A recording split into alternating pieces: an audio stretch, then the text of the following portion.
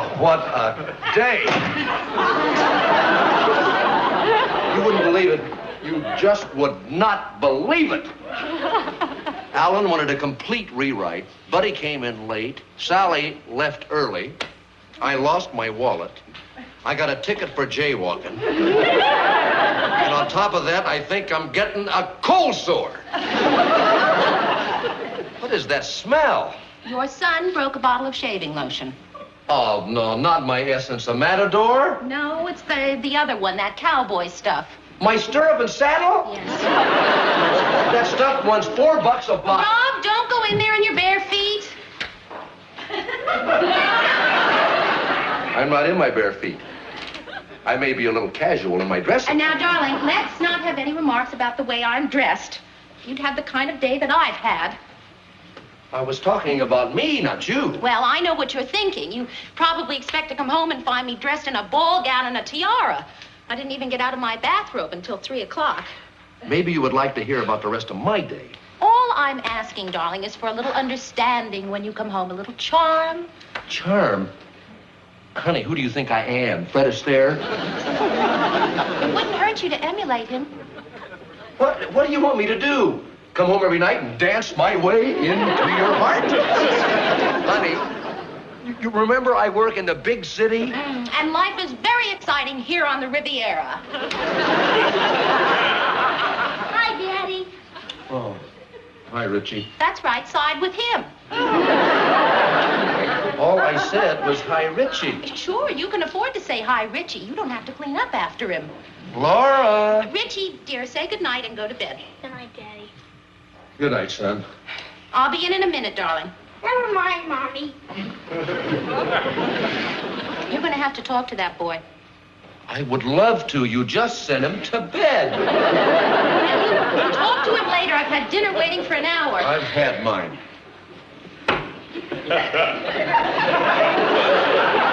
You've had your dinner? Well, yeah, I had to work late, so I picked up a fast cheese sandwich on the way home. So I'd save you the bother. Well, why didn't you call me? I forgot. Did it ever occur to you, Rob, that I might like to eat? Well, go ahead. Who's stopping you? What do you want me to do? Cook it for you?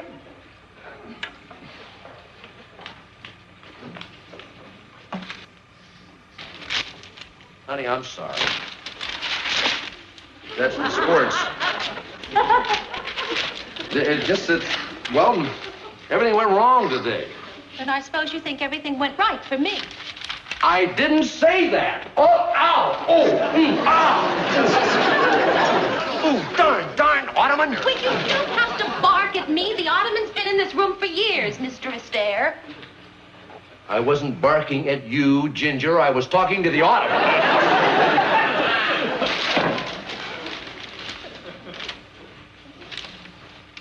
What are you doing? I'm going to sit here and make some paper hats for this gay party we seem to be having. Darling, why don't you save your marvelous jokes for the office? There are a few more important matters around here that require your attention. Listen, when I have had a hard day at the office, I would like very much to come home. So why don't you? You don't. Oh, you don't call? I'm here. I came home. You refuse to speak to Richie. Refuse? You just sent him to bed. All you do is just sit there reading your paper. How can I read the paper? You tore it up. Of course I tore it up. I don't know how to handle a newspaper. I'm not familiar with the way it's folded because I never get time to read one. I'm cooped up here, Rob, and the whole time you're down there, and you come home, I knock myself out, and you have the nerve to... Well, you try it sometime. All right. Very well. If that is the way you want it, have it your own way. That's the way you want it.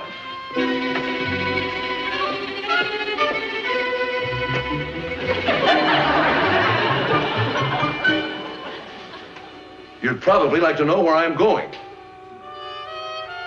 Very well. If you must know, I'm going for a drive. Well, don't expect to find me waiting up for you. Mr. Astaire.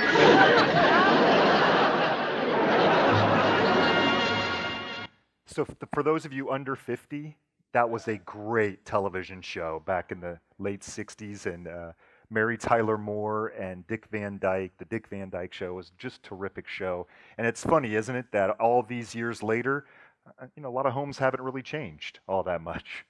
There's a lot of tension in homes and with some families, and that's why we've really decided to dive into the scriptures over the next few weeks, ending on Father's Day, as we talk about how we can become our best family ever.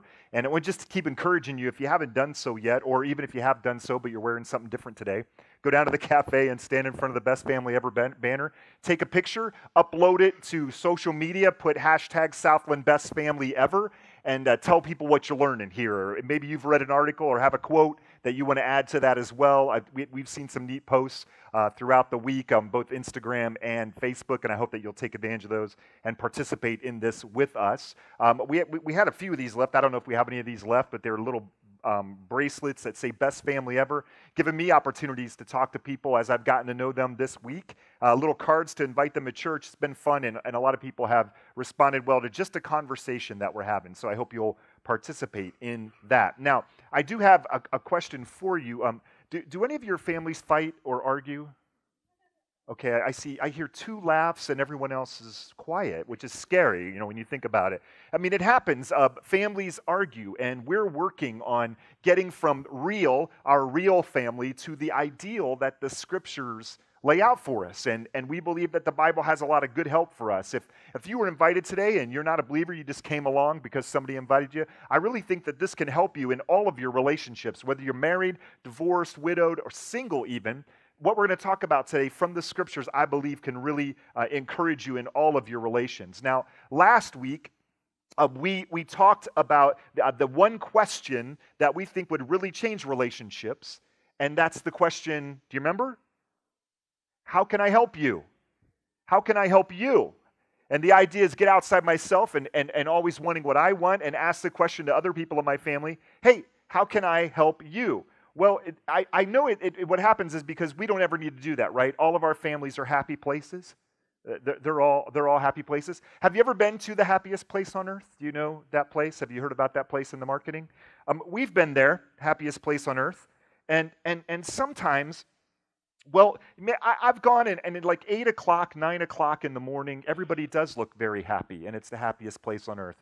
About 3 o'clock, 4 o'clock in the afternoon, on a 90-degree day where people haven't kept themselves hydrated, they're a little crabby, I think, a little grumpy, and it's no longer the happiest place on earth. But I brought Minnie today to be our metaphor for happiness. Because here's the thing, we all have happiness, and oftentimes we just give our happiness away. I mean, that's what we choose to do. We're happy, and we let the circumstances or the problems in other people's lives rob us of our joy. And so here's our happy. This is happy, then this is my happy. And we just throw happy away.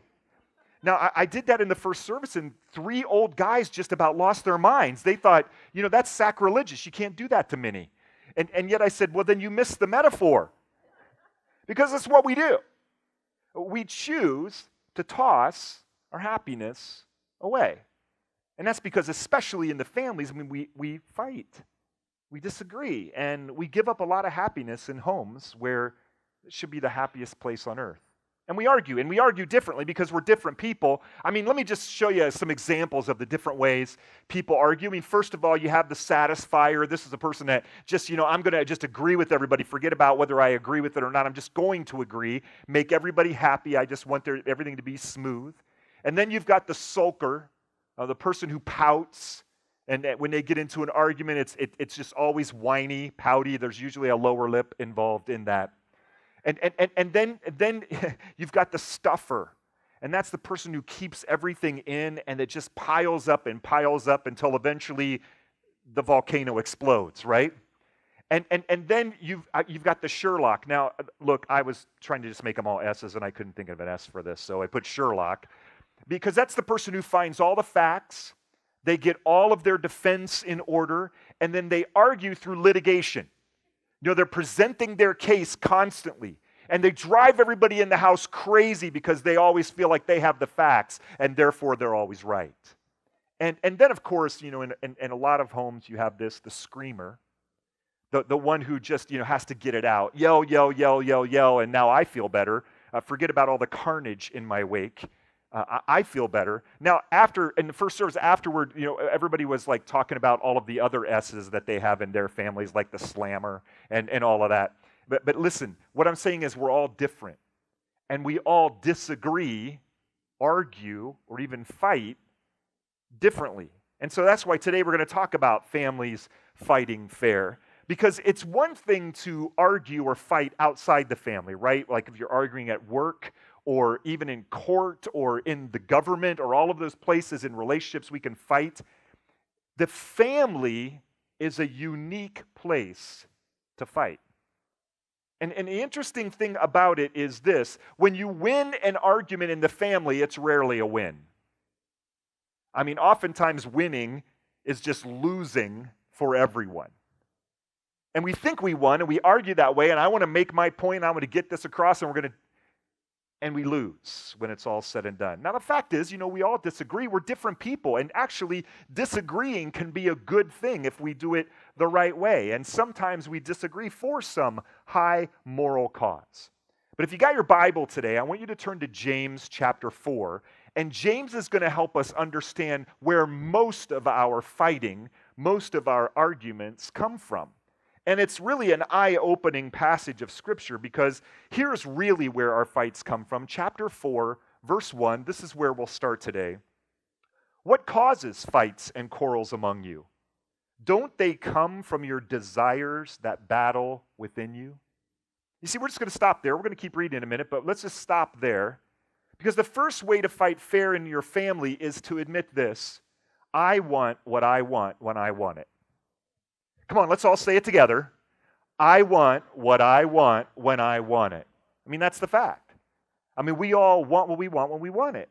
And we expect everyone else in the house to just capitulate to whatever we want when we want it, right? I mean, that's what James is telling us. Think about most of the arguments in your family. Aren't they usually driven by two people wanting what they want when they want it? And oftentimes what they want is diametrically opposed to one another? And an argument ensues because it's what I want. And James makes it clear. What causes fights and quarrels among you? Don't they come from your desires that battle within you? It's a rhetorical question, by the way. You don't have to answer. We all know the answer. Most arguments start when my desires aren't met. And we learn this at an early age, really. It's kind of how children relate to each other. Did you ever say this? He started it. She started it. And so the problem is we do that, and it's like we never grow up. We keep doing that. We point the finger at the other person. And I remember I rarely did I say, hey, Mom, you know what? My bad. I'm sorry. It's all me. My brother, he's an amazing person, and I was just selfish. I'm really sorry. Rarely did, okay, that's a lie. Never did that happen in my family. That's not the way it worked. So I want you to do it with me. I want you to point your finger at a person next to you and say, you started it. Go ahead. You know you want to, yeah? You all feel better now, don't you? You started it. That's often where real relationships start, right? That's the reality in a lot of homes. It's somebody else who doesn't get that I want what I want when I want it. And James explains that this isn't true. James says it clearly here. Arguments start with me. Now, it might be that someone's disagreeing with me, or it might be that someone's not giving me what I want, or they want something from me. But James says, admit it. Fighting, quarreling, starts with you. So do it again. Point your finger, only say, I started it. I started it. Some of you are having a lot of trouble doing that. Now look, he doesn't stop there either. He adds to it. He adds to it. Look at verse 2, the beginning of verse 2, chapter 4. You desire, but you do not have, so you kill. Now here James is talking about quarreling, so we know he's referring metaphorically to killing with this word. He said, you don't get what you want when you want it, and so you do everything you can to tear down the person who doesn't give you what you want when you want it. You kill. Actually, the first 3 chapters of James is all talking about how we speak to each other. The entire theme of the letter is that your actions should match your faith. So you can say you're a believer and you can say you're following Christ, but if your words and your actions don't model that, there's question as to whether or not you're truly following him. And chapter 3 is actually all about getting control of your tongue. He actually equates it to a forest fire. Is that your tongue could be the spark that just starts this amazing forest fire in your relationship or in your home as this vitriol comes out of your mouth. And he says, look, your voice shouldn't be used for both blessing and cursing. No. Your voice is for something totally different. But when you start that forest fire with your tongue, it shows the reality of your attitude and your heart. And Scripture makes it clear.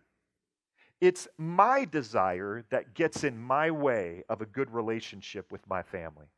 Now, I remember this clearly at my perception of my brother's stuff. My brother, I had this idea that sharing was a really good thing, and so I felt strongly that my brothers should share all of their stuff with me. It's a value, that I was trying to teach them as their younger brother. And every time that something ended up missing, who did they go running to find it? Me. And they made sure that I knew their displeasure, and I began to teach them. Teach them intensely about how important it was that their stuff was my stuff, and I should be able to use their stuff whenever I wanted to, and this whole communal idea of the family. And I'm just going to tell you right now, everything I got from them growing up, I deserved. I deserved. Because I felt very selfishly about their stuff. And I felt very selfishly about every relationship I was in my family. When I admit I'm not getting what I want when I want it, I own my part of the conflict. And when I admit it, the intensity around the argument usually diminishes. Usually things begin to calm down when I start to acknowledge my part in the disagreement. Because what usually happens when I don't get what I want when I want it? James tells us in the second part of verse 2 there. You covet, but you cannot get what you want, so you quarrel and fight. I mean, he lays it right out for us. We can pretend that it's all about our virtue and our righteousness, but inevitably we allow things to escalate to quarreling and fighting because we're not getting what we want. And I fight when I don't get what I want when I want it. That's the decision I make. I fight. Me. Myself. No matter how the other person approaches me. No matter how the other person wants to come after me, I have to recognize that I choose to participate in an argument. That's my decision. I'm the one who hands my joy away. I give it away. I make that decision. And look again how he puts it. Here's how he said it. You covet, but you cannot get what you want, so you quarrel and fight. It's not just them. What's that coveting thing anyway? I mean, it means to desire something intensely. And so it's a choice you make. No one else is choosing for you to participate in an argument, in a fight. It all starts with you. Now, they may be choosing for themselves to fight, but let's be clear. You make the choice to fight back no matter the style. It's your decision. And in my family, I have to decide. In your family, you have to decide. Am I a fight stopper or a fight participator? What decision am I making in the midst of that choice being presented? You see, there's a big difference between a debate and looking at all sides of an issue and an argument or a fight. You see, a debate is trying to get all angles of something so that you can all collectively come to a great conclusion that's in the best interest of everyone. An argument is driven solely by my desire to win, to get my way. And that's the whole point James is making. Your desires, what you covet, becomes more important than the relationship with your wife or husband, your son or daughter, your brother or sister, your mom or dad. What you want is more important than that relationship when you fight. In his book, Parenting with Love and Logic, Foster Cline talks about one of the themes being parents who desire respect and obedience from their children, and they're very insecure when they don't get it. Instead of saying what they want and walking away, they shout at their children to prove that they're in charge. You know, when you're shouting, men and women, you're losing. Just so you know. If you have to yell, you're already losing this argument. It's more than just wanting something tangible. It's also demanding someone's respect and manners, and our unmet expectations are what lead us to fight. We choose to give away our joy just because someone else didn't meet the expectations we had for them. It's interesting, and studies will show you this, psychologists will tell you this. People who grow up in arguing homes typically marry someone who doesn't grow up in an arguing home, someone who doesn't argue. And so what happens is that they marry and it's all new to them, and the first time they disagree, all of a sudden this person is arguing and yelling, and the other spouse is saying, "What have I done? You know, who is this that I've married?" And you know, the yeller doesn't understand what's wrong with this. I mean, they just figure we always yell and we say our point and then we all feel better, right? And as we said before, except there's a whole lot of damage that's done in the midst of that.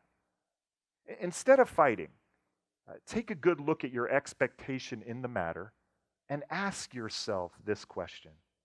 What is the best way for us to get where we need to be? Because fighting isn't going to get me there. Trust me, James is clear about it. Arguing will never get your family to be the family that you want it to be. It will only take you down a path of destruction. And he doesn't leave us just feeling guilty, but he really does offer a solution as a caveat. Look what he says in the third part of that verse 2 there. You don't have because you do not ask God. And so here it is. I want what I want when I want it, and I fight when I don't get what I want when I want it. So here's what James is pointing out to me. I need to pray instead of fight when I don't get what I want when I want it. Now I can already see like major eye rolling going on in the room right now. Like, come on, seriously? Like we're all going to stop and hold hands, sing Kumbaya, and say a prayer together in the middle of a disagreement?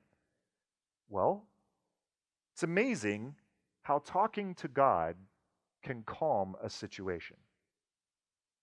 You see, you may remember that we talked about this in first century Christianity. All of these letters, all of these ideas were so different than what everybody had understood. It was always dad looking at the family and saying, "You work for me." And at that point, then now he's beginning to show that everyone in the family has intrinsic value, is very important. And when everyone in the family begins to understand that everyone in the family has value and is important, they begin to put their relationships ahead of what they want.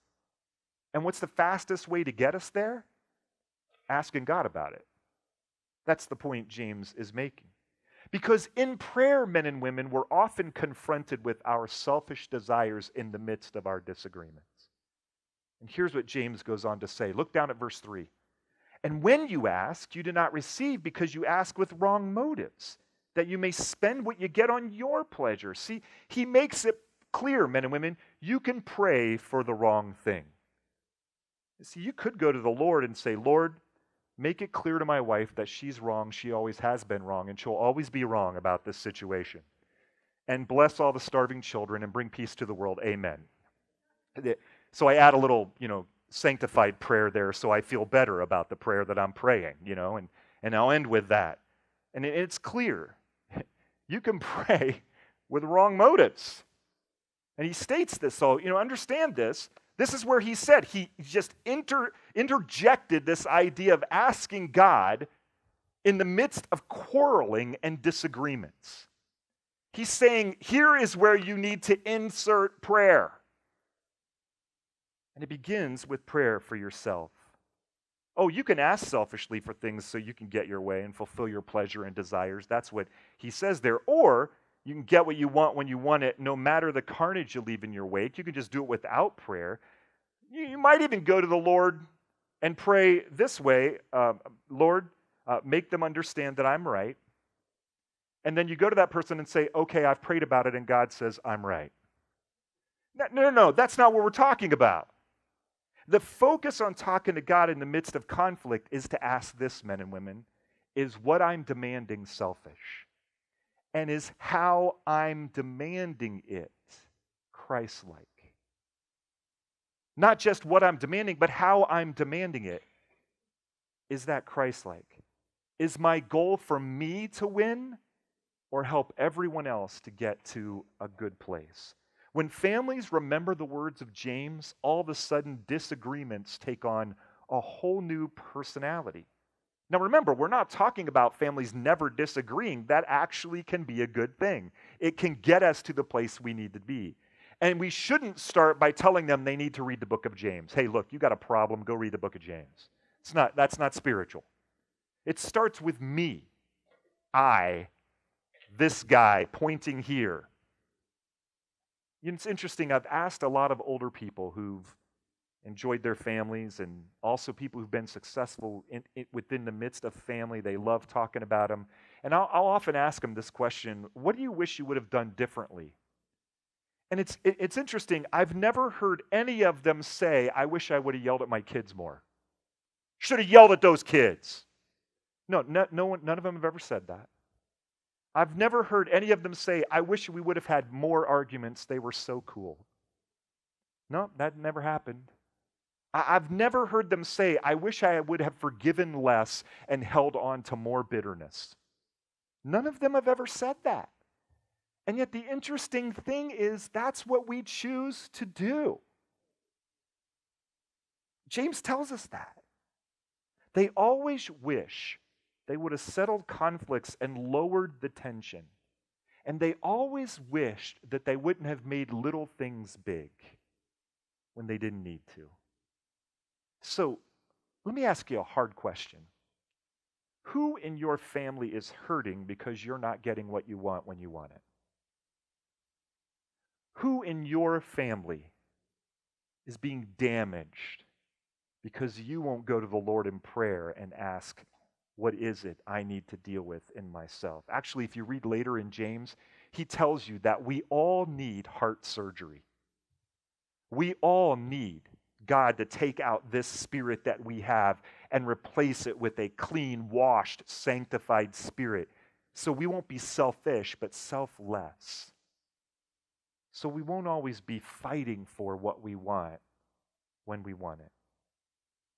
I've talked to many couples and families who've struggled together, and I have to be honest with you, I'm not very good at it. They come in, they start telling me, well, he always does this, and she always does. I'm like, okay, I get it. And I get all preachy with them and stuff. I'm just not good at it. Because I just feel like it's clear the issue starts with an admission.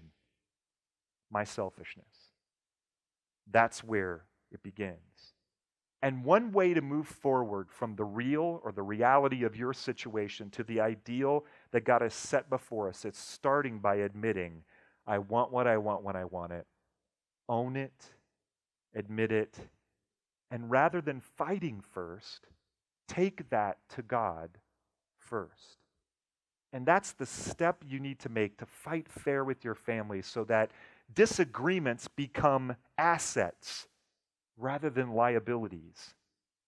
And you begin to talk to each other because that's the bottom line. Most marriages, most family conflicts start at the root, which is how they communicate with one another the things they disagree on. We have to get good at that. And the way to get there is rather than fighting first, asking God, is what I'm demanding selfish? And is how I'm demanding it Christ-like? And so our prayer becomes, show me, Lord. Show me how to fight fair. Show me how to pour value into my family instead of just always demanding my way. So that someday, somehow, we can begin to move toward our best family ever.